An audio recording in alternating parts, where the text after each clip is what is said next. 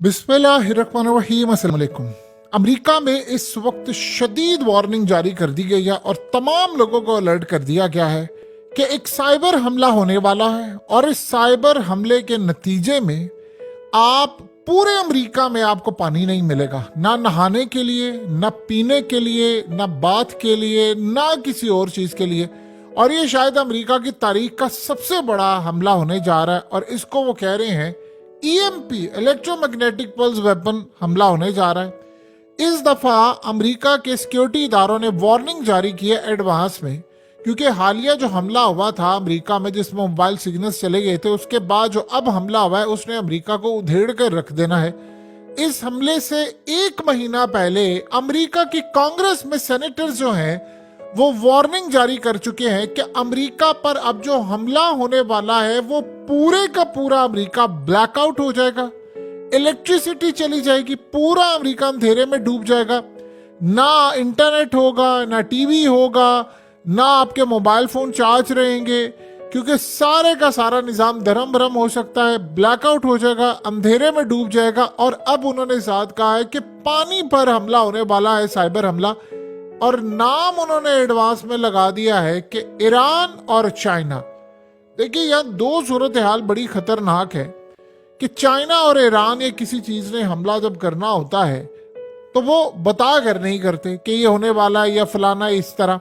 Cyber हमला एक ऐसा हमला होता है कि जिसमें आपको पता ही नहीं चलता कि कब हमला हो जाए। यानी आप ये सोचें कि इंडिया में जब ब्लैकआउट हुआ था और वहां पर मुंबई में हमला हुआ था तो अमेरिका ने बाद में रिपोर्ट जारी करते हुए कहा था कि मालवेयर यानी चाइना उनके सिस्टम में घुसा हुआ है और वो किसी भी वक्त हमला कर सकता है, और उन्होंने हमला किया। और ये असल में जो बात है, अगर अमेरिका की इस बात को हम सच मान ले तो अमेरिका के पास रोकने के लिए कुछ नहीं है। तो अमेरिका अपनी आवाम को खबरदार ये कर रहा है कि भाई हमला होने वाला है और हम आपको बस वार्निंग जारी करें, हम पूरी कोशिश करें हमले को रोकने की, लेकिन हम रोक ना पाए तो आपको पता हो आपने करना क्या है। अब देखिए अगर ये हमला होता है तो आप ज़हन में रखिएगा, अगर पूरे के पूरे अमेरिका का पानी बंद हो जाता है या बिजली चली जाती है, उन्होंने कहा था कि इलेक्ट्रिक ग्रिड पर भी हमला करने की कोशिश है। तो अगर ये जरूरत हाल है तो आप ये समझ लें कि अमेरिका का दी एंड हो गया है, क्योंकि आपकी बादशाहत के अब टुकड़े टुकड़े होने जा रहे हैं। अब सोचे जरा, अमेरिका पर अगर ये हमला होता तो फ्लाइट्स आपकी नहीं उड़ेंगी, फिर आपके के सारे सिस्टम मुनक़ता हो जाएगा। आपका अमेरिका वो मुल्क है कि जहां पर लोड शेडिंग है, इस तरह का कोई तस्वुर नहीं है। पूरे के पूरे अमेरिका का निज़ाम धर्म भरम हो जाएगा। और जिस तरह की सूरत हाल अमेरिका में पैदा हो गई है, जो बाहर से इलीगल लोग आए हुए हैं और वो आकर अमेरिका में तोड़ फोड़ करते हैं, चोरियां करते हैं, और कोई इनको रोकने वाला नहीं है। और बाइडन ने इनको रखा इसलिए था कि इनको बाद में हम लीगलाइज कर देंगे और उसके बाद हम इनसे वोट लेंगे। अब ये सारे के सारे लोग जब स्टोर्स में घुसेंगे, लूट मार करेंगे, तो आप सोचें अमेरिका का हाल क्या होगा। अब जो मामला है, एक दफा आपकी बिजली चली जाती है तो याद रखिएगा फिर वो रीस्टोर नहीं इतनी जल्दी होगी। उसका नुकसान जो होगा पता नहीं, हो सकता 10-15 दिन लग जाए, हो सकता है 1 हफ्ता लग जाए, फेजेस में रीस्टोर हो। पानी का आप सोचो बहरान हो तो ये क्या होगा, ये तो आप समझ लें एक बड़ी जंग है। लेकिन सवाल यहाँ पर यह पैदा होता है कि क्या वाकई चाइना ये हमला करने जा रहा है। देखिए चाइना ने 2 काम करने हैं। हालिया ये जो हमला हुआ था इस पर इन्होंने दुनिया को कहा जी नहीं कोई बात नहीं, बाहर से साइबर हमला नहीं हुआ, हमारी अपनी गलती थी। ये बात बिल्कुल सच है कि बाहर से साइबर हमला हुआ था, और वो यानी 1-2 स्टेट्स में या अमेरिका के मुख्तलिफ स्टेट्स के अंदर लोगों के सिग्नल्स चले गए। तो उन्होंने असल में एक वार्निंग जारी की थी कि जो आप करतूत करने के लिए जा रहे हैं ये ना करें। असल में अब ये ईरान और चाइना का नाम क्यों उन्होंने लगाया, देखिए हो सकता है अमेरिका ये हमला खुद कर दे, ये बात समझने वाली है। चाइना ना करे, ये खुद हमला कर दे। जो उनकी फौज और एजेंसियों का काम होता है कि जाली हमले करना, और उसके बाद ये नाम अमेरिका ने सारी जिंदगी किया क्या है, ड्रामा ही तो दिया ना। इराक में हथियार है, दुनिया को तबाह कर देंगे, अफगानिस्तान ये कर देगा, चट दौड़े, अपनी कौम को पागल बनाया। अब ये हमला खुद कर देते हैं, नाम ये लगा देगा चाइना के ऊपर। देखिए चाइना की कैपेसिटी है, इसमें कोई दो राय नहीं है कि चाइना हमला ये कर सकता है, वो तितर बितर कर देगा पूरे का पूरा निजाम। लेकिन अगर लेट से ये खुद ही हमला करके नाम लगा दे तो इनको एक जवाब मिल जाएगा कि सारे ममालिक, चूंकि अमेरिका पर साइबर हमला हो गया है, तो लिहाजा नेटो और सारे ममालिक मिलकर अब चाइना पर हमला करें। ईरान का मामला यह है कि ईरान का नाम ही क्यों लगा रहे हैं। देखिए ईरान ने मई से जून के दरमियान वो पूरी तरह एक एटमी ताकत बन चुके होंगे तकरीबन, और वो ऐलान करें या ना करें, जैसे पाकिस्तान बन गया था 88 में, ऐलान हमने जाकर टेस्ट किया था 98 में। ईरान इस वक्त तकरीबन एटमी ताकत बन चुका है। अब ईरान पर हमले के लिए इनके पास कोई जवाब होना चाहिए, और वो जवाब ये है कि ईरान हम पर साइबर हमला करेगा, साथ ये इन्वॉल्व करवा देंगे चाइना को, कि चाइना भी इसके साथ है। और अब हमें इनके खिलाफ फैसला कुन जंग लड़नी है, क्योंकि चाइना ने पुतिन के हालिया इलेक्ट होने के बाद कहा है कि हम आपके साथ खड़े हैं, और वेस्ट जो गंद करना चाह रहा है उसमें हम आपका साथ देंगे। दूसरा सबसे बड़ा काम ये हुआ है कि आप ये देखिए कि चाइना के जो अहम तरीन डिप्लोमेट हैं उनकी मुलाकात होती है हमास से, और वो हमास के साथ जब आए हैं तो उन्होंने क्लियर बता दिया है कि भाई हम आपके साथ खड़े, अब हम मिल के सुपर पावर का जनाजा निकालेंगे। तो हमास से जब उनकी मुलाकात हुई है तो ये बड़ी डेवलपमेंट है। अब अमेरिका पर ये जो साइबर हमला होने जा रहा है, जो होगा खुद करेंगे, इस बारे में अभी किसी को नहीं पता। ये असल में एक जंग की इब्तिदा कर देगा, जिस जंग को ये छेड़ने जा रहे हैं। देखिए इसमें एक और भी राय है जो कि चाइना हमला कर सकता है। अमेरिका असल में कब हमला फेस कर सकता है? जब ये ताइवान की साइड पर जाएंगे, जब ये इंडिया को इस्तेमाल करके लड़ाई करने की कोशिश करेंगे, तो फिर चाइना पीछे तो नहीं हटेगा ना, फिर तो वो हमला करेगा, और हर सूरत हमला करेगा, और इस तरह के हमला करेगा कि ऐसी तबाही हम मचा दे जिसकी इंतहा ना हो। दूसरा एक बात ज़हन में रखिएगा, ये असल में अपनी कौम को तैयार करना चाहते हैं और इनको एक लड़ाई चाहिए। अब दुनिया के अंदर देखिए इजराइल को कोई ना कोई एक बड़ी जंग चाहिए, कोई जवाब चाहिए। अफगानिस्तान में आने का लिए इनको कोई ना कोई तो मामला चाहिए था ना, वो इन्होंने किया, फिर वो अफगानिस्तान में आ गए, और फिर पाकिस्तान ने उनको अड्डे दे दिए, और फिर उसके बाद जो तहस नहस हुई हमारी भी हुई, और उसके बाद अफगानिस्तान की, अफगानिस्तान ने तो फिर अमेरिका को शिकस्त दे ली। हम कहाँ पर खड़े, हमें उन्होंने IMF दे दिया कि भाई आप IMF का लॉलीपॉप लें, और इनको वो यानी आप देख लें आज अफगानिस्तान बादशाह बनकर रह रहा है, और उनको दुनिया की कोई ताकत शिकस्त नहीं दे सकती। इवन के वो चाइना, रूस, ईरान और न जाने किन किन से एयर डिफेंस सिस्टम मांग रहे हैं, और जिस दिन वो आ गए उन्होंने तो पूरी दुनिया को हिला कर रख देना। ये है बड़ी डेवलपमेंट। अब यहाँ पर अगर पानी ये बंद हो जाता है तो वहां पर आप सोच नहीं सकते। देखिए अवाम को ये बताएंगे कि चाइना ने हमला किया, जब पानी बंद हो जाएगा, बिजली बंद हो जाएगी, फिर उस वक्त किसी को ये समझ नहीं आएगी कि हुआ क्या है। कि वो बस ये कहेंगे भाई हमें चाहिए, रीस्टोर करें। उस चक्कर में वो कहेंगे कि आप एक काम करें, आप चाइना को कि हम न्यूक्लियर हमला करने जा रहे हैं, चाइना को कि हम आप पर तबाही फेरने जा रहे हैं, लिहाजा उसके बाद अचानक से वो हमला जो है वो पीछे हट जाएंगे, वो रीस्टोर होना शुरू हो जाएगा। कुछ इस तरह का सिनेरियो बनाकर बैठे हुए हैं। यानी आप देख लें कि हर तरह से उन्होंने एक जंग लड़नी है।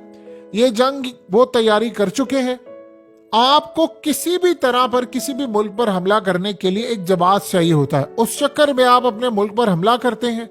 अब पहले तो हमला ये था भाई न्यूक्लियर मार देंगे, फलाना कर देंगे, ये कर देंगे। जब साइबर का मामला आता है, देखिए साइबर में ईरान बहुत आगे है, रूस बहुत आगे है, चाइना सबसे आगे है। चाइना ने तो अमेरिका पर इतने साइबर हमले किए हैं कि अमेरिका के कंप्यूटर से आप सोचें कि उनके जो सोर्सेज है वहां से उठा उठा कर उन्होंने डिजाइन चोरी कर लिए, और वहां से फिर उन्होंने जहाज बना लिए, और अमेरिका आज सर पकड़ कर बैठा है। तो साइबर में तो मुकाबला ही कोई नहीं है अमेरिका का और चाइना का। लेकिन चाइना की टाइमिंग अहम है। देखिए आप अगर पूरे मुल्क का पानी बंद कर देते हैं और आप पूरे मुल्क की बिजली बंद कर देते हैं, निजाम धर्म भरा, क्योंकि वहां सारा डिजिटल कंप्यूटराइज सिस्टम है, तो फिर इसका ये मतलब है कि आपने पूरे मुल्क को तहस नहस कर दिया है। तो चाइना अभी ये समझता है कि जो गुड़ से मर जाए उसे जहर क्यों देना। यानी अगर अमेरिका इस अपनी बादशाहत के जवाल की तरफ बढ़ा है, तबाही की तरफ बढ़ा है, तो हम आगे होकर हमला करें या कुछ ये क्यों इतना बड़ा करें। यानी हालिया ये जो हमला हुआ था उसमें तो डेफिनेटली बात है अमेरिका पर 4-5 साइबर हमले हुए, जैसे उनका